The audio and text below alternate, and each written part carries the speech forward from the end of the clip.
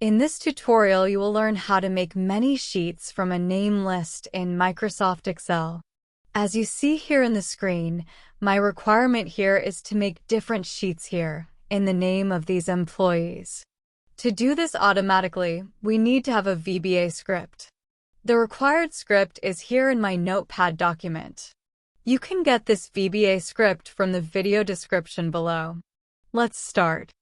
First of all, copy the VBA script. Click on Developer tab of Excel. Click on Visual Basic. In the Visual Basic window, click on Insert tab. Then, Module. Now, paste the copied script. Now, here in the script, we need to do a modification. That is, change the cell range where there is name list.